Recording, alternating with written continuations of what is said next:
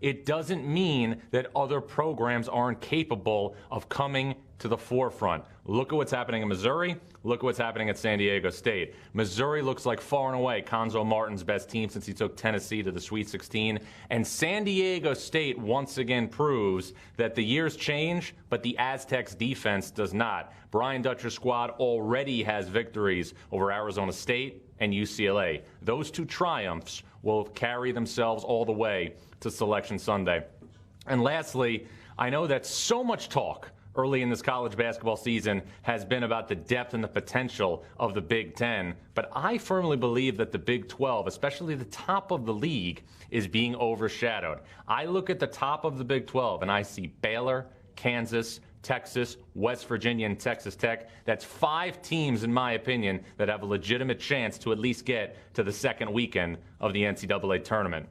And with that note, and talking about the Big 12, let's now bring in the head coach of the Texas Longhorns, whose team is 5-1 entering their next game Wednesday night. He is Shaka Smart. And Shaka, before you became the head coach at Texas and before you became the head coach at VCU, you studied history at Kenyon College. What prompted that interest? Oh, it's exciting, man. I like learning about things, like learning about the past, and had some great history professors, so this was natural.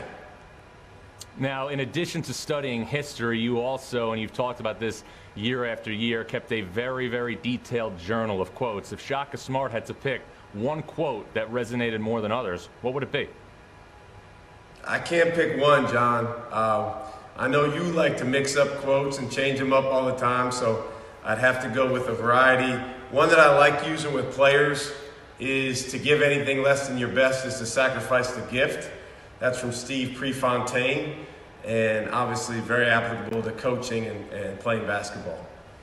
Well, if you're studying history and you're keeping obviously a regular log of quotes, you're obviously influenced by people of great leadership.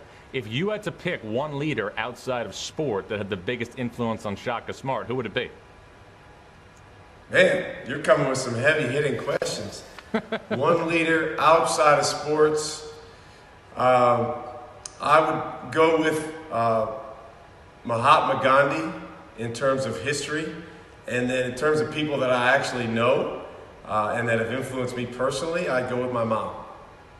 Well, for those two people, your mother and Mahatma Gandhi, what are the biggest lessons that you took from them that you apply to your players and the other people that you influence on a daily basis? Presence. You know, just trying to be in the moment and trying to accept what is so that you can do the right next thing. I think that's probably the biggest thing that, you know, just over the years I've tried to learn and get better at and help players with. Well, learning and getting better is something that we all try to do, and it's something obviously that's synonymous with great leaders. Did you ever study a leader, though, that went through the majority of their adult life with a shaved head and then decided to grow things out? I don't think I paid that much attention to people's hair. Well, what prompted you to make the move that you made during the pandemic here? Just my wife and daughter, you know, told me to grow it out, told me to keep it. You know, normally I cut my own hair about once a week. I've always done that going back to 7th grade. It was something I started to do to actually save money at that point in my life. And, you know, a lot of people were surprised to see that I could grow hair, but obviously I can. And my wife and daughter asked me to keep it, so that's why I look the way I look. How is the day-to-day maintenance different when you obviously have a full head of hair versus when you were shaving it maybe once a week? There's a very, very small difference. I have to wash my hair, you know, a little more thoroughly than I did when I didn't have any hair. But other than that, I don't do a whole lot of day-to-day maintenance. Fair enough. Well, we're going to move on right now from your hair to your basketball team, and your team has shown great promise here during the first couple of weeks of the season. You've already won the Maui Invitational, and you're getting set, obviously, to eventually get going in Big 12 play. From what you've seen so far, why does this team have the requisites to be the best team that you've had at Texas? Well, it comes down to our guys being connected. I think that's the most important thing, regardless of talent, regardless of scheme. When we went to Asheville to play in the Maui Invitational, our guys did a heck of a job, just understanding that the common goal was what was most important. And in order to do that, we were really going to have to lose ourselves in the present. And they did a good job of that. And now, coming off of that, there's obviously a ton of areas basketball-wise where we can and will improve. So our focus, has to be, not just on winning, but in growing over the course of the next several weeks. Well, growing is something that all players obviously aspire to do season to season, and it's something that happens often when you coach freshmen. You have a very talented freshman in Greg Brown. How would you assess his progress thus far in his first year of college basketball? He's played 6 games. I think he's gotten better in a lot of ways. Still has a ton of room for growth. That's what's most exciting. As you know, John, when you're working with guys whose best basketball is ahead of them, you just try to do your absolute best to help them understand how they can take a baby step today. And if they can get a little bit better today, it puts them in position to play a little bit better tomorrow. And that's all we're trying to do with Greg. I think he's made a lot of progress with just learning the effort that goes into playing at this level, understanding to go grab the basketball off the glass, which is something he does really well, understanding where he can impact the game with his athleticism, and that's something that we'll continue to work really hard with him on. It's interesting. The adjective that you used to describe Greg Brown to me after you signed him was that he played the game very violently. And I remember watching your game in the Maui Invitational in Asheville against Indiana, and that's the adjective that I associated with your defense, because your defense was at a different level that day with the way you were able to keep Indiana in check. Is it those types of attributes when you think about your team that might give this team a similar identity to some of the teams that obviously you had at VCU? I think, all the best defensive teams, have a level of assertiveness and aggressiveness to them, regardless of the specific style of play. So absolutely, for us to be our best, the defensive end has to be our anchor. We have to play with unbelievable violence and togetherness and multiple efforts on the floor. We've got to get our hands on the basketball. So for us to be who we want to be, that certainly has to be the end of the floor that we lead with. And if that gives us something in common with other good teams, we'll take it. Well, and you're going to need, obviously, something in common with other good teams because of the conference that you play in.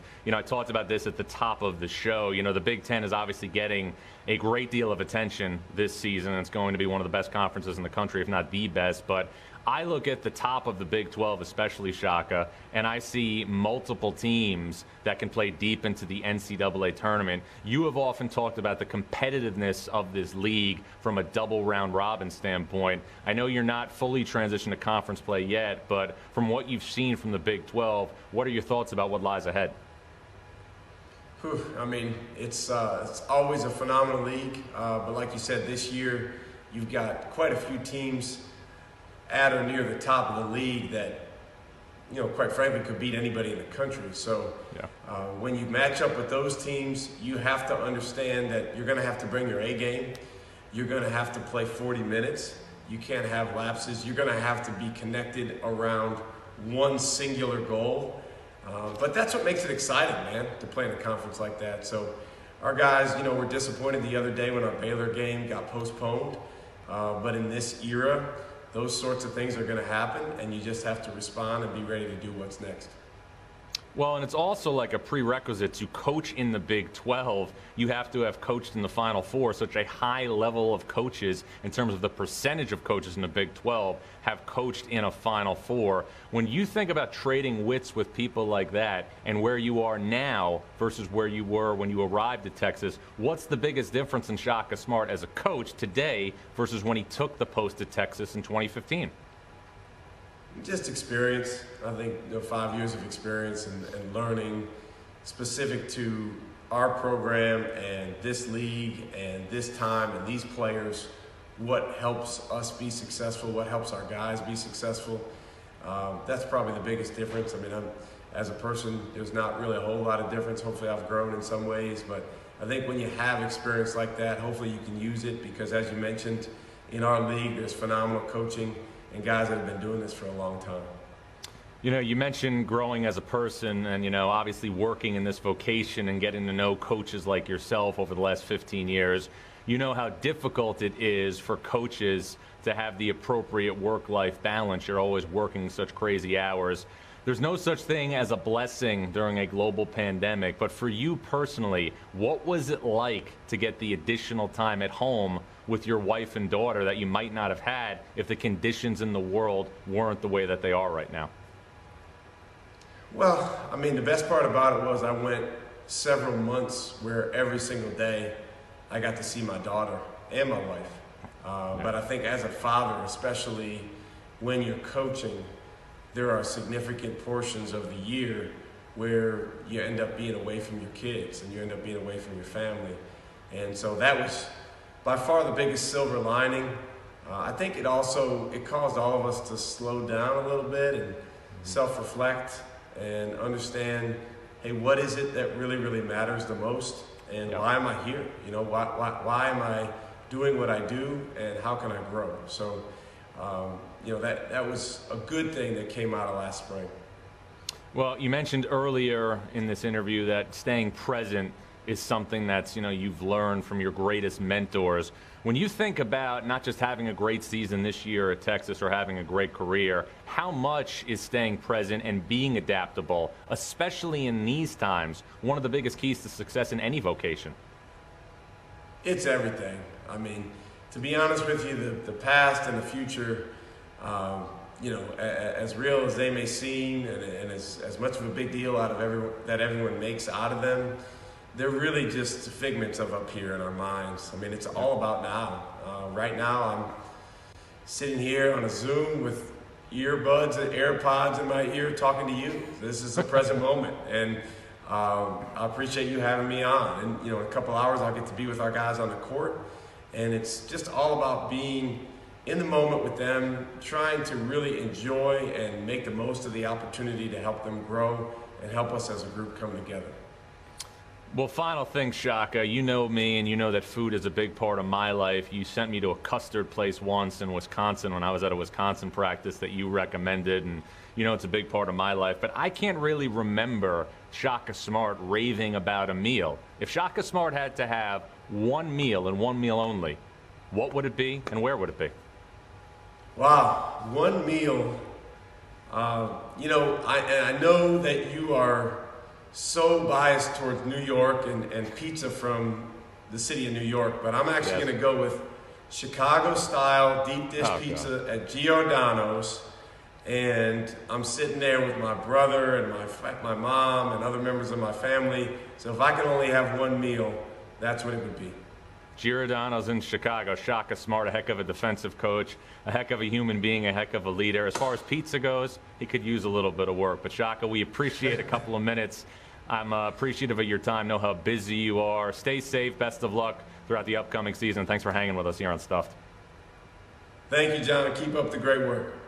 You guys, Texas head coach Shaka Smart. It's time now to get a little nosh and engage with you in the part of stuff that we call Don't At Me, Bro. So I'm going to get to your questions here right now. Send me them on Twitter. I'm at Jon Rothstein. That's John, Jon. But first, I'm going to get a little nosh. Always got to get my sweet potato fries when I do this right now. Always better answering questions on social media when you're not on a full stomach.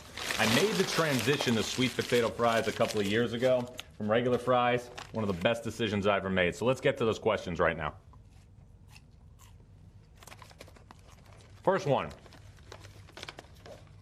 How can anybody justify having Missouri ranked behind Illinois? Well, Guy Montag, I can't speak to anybody because I voted Missouri ahead of Illinois. Missouri, to me, and I said this obviously at the top of the show, the best team that Conzo Martin has had since he took Tennessee to the Sweet 16 in 2014. Next question. Pablo Fernandez asks, what does SMU need to do to earn an at-large bid to the NCAA tournament? Well, the first thing they have to do is they have to get healthy.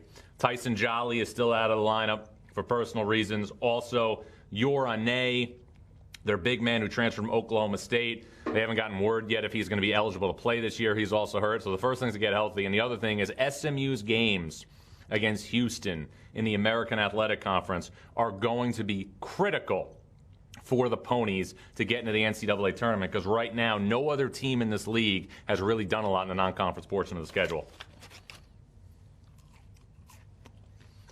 Our next question comes from RL, and it's John. Thoughts on Xavier not being ranked in the top 25 after a 7-0 non-conference start? Where are they looking come March? I need to see more of Xavier to see how high the ceiling is, but I'll say this about him, about Xavier. They're getting unbelievable seasons from Zach Fremantle and Paul Scruggs. Paul Scruggs is very quietly playing the best basketball of his career. Last season, Paul Scruggs had a total of 81 assists on the year. Through 7 games already, he has 50. And also, they're getting a big lift from Nate Johnson, the grad transfer, who has been a big-time impact guy shooting the basketball. So Xavier, to me, looks like an NC2A tournament team. Beyond that, still don't know. Next question comes from Dustin B. Wells, and it's John. Where do you think Pitt will finish in the ACC? Can they make the tournament? Pitt had an unbelievable win, last week at Northwestern. Pitt was sensational at the end of that game, and Justin Champagnie, the brother of Julian Champagnie, who's starring for St. John's, has been on an absolute tear, having a 20-20 game against Northwestern. Pitt's ACC opener against a wounded Miami team will be a big opportunity for them to continue to move the needle.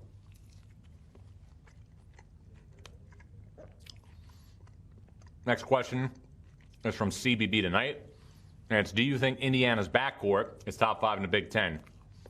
Not right now. I think when you look at backcourts in this conference, obviously you have to look to Illinois at the start, and you have to look at Ohio State's obviously combination of the team's scoring leaders, C.J. Walker and Dwayne Washington. Also, Iowa's got an explosive backcourt now that Jordan Bohannon's back. Minnesota with Marcus Carr and Booth Gotch is formidable. And I'll tell you what, Rutgers, who flourished last night against Maryland, has options now that Geo Baker's back with Geo Baker, Jacob Young, Montes Mathis. So I don't see Indiana in the top 5 of the Big Ten backcourts right now. Dan Allison with the next question. It's Arizona State, contenders or pretenders after a sluggish start? Arizona State has the potential to beat anybody that it plays because of the perimeter explosiveness, but interior defense is still a major concern. Jeremiah Robinson Earl was sensational against Arizona State when Villanova played Arizona State at Mohegan Sun. And then on top of that, we also saw Nathan Mensah from San Diego State carve up the Aztecs in the paint. So interior defense, a big question for Arizona State. And our final question is going to be from Carter, and it's John.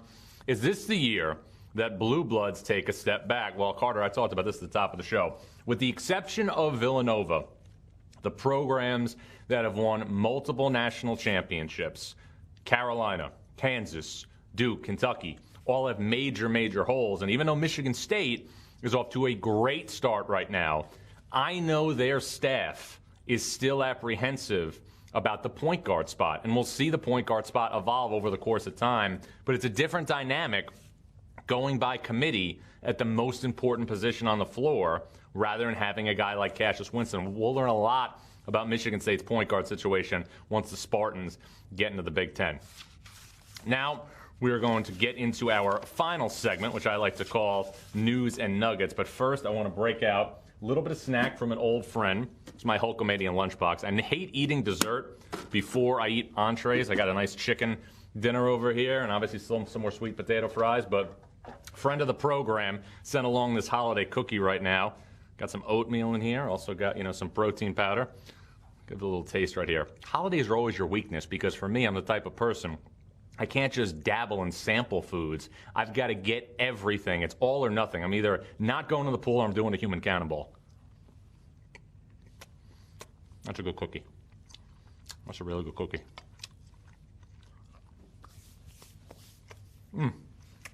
Okay. Some news and nuggets. A little water, excuse me.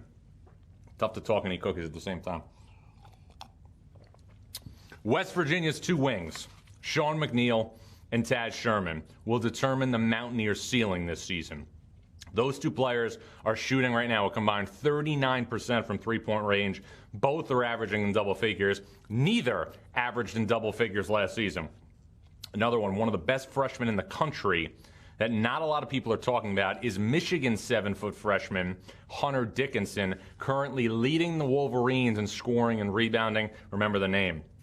And then how about UCLA's depth right now out of the gate? The Bruins have 9 separate players averaging 12.8 minutes or more. Again, Mick Cronin's team, a legitimate 10 deep on the West Coast. They will host Long Beach State tonight at Pauley Pavilion. And some other games to keep an eye on tonight in college hoops. 2 unlikely starts from Clemson and Virginia Tech. They hook up tonight in the ACC opener for both. Plus, Loyola Chicago has been trying to get a marquee game for months. They have one tonight at Wisconsin.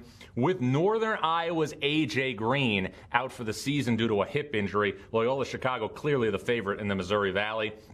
Another really good game, Minnesota at Illinois, the Big Ten opener for both. And an interesting battle of the bigs, Liam Robbins for Minnesota and Kofi Coburn for Illinois. And then Georgia Tech on a 2-game winning streak after wins over Kentucky and Nebraska, goes to Florida State to take on Leonard Hamilton's squad, the defending ACC regular season champions, Scotty Barnes, MJ Walker. Florida State looks like a major player again at the top of the ACC. And the top of the ACC right now is a major question. Look at the blue blood type programs. Carolina, major holes. Duke, major holes. And of course, Virginia still trying to figure things out. Want to thank Texas head coach Shaka Smart for joining Stuff with Jon Rothstein. We'll be back next week. Remember, stay positive, test negative, and in the airport of life, college basketball is the Delta Sky Club. Oh, good. Can't wait for the holidays. This is the holidays. Every day is a holiday. Mazel tov.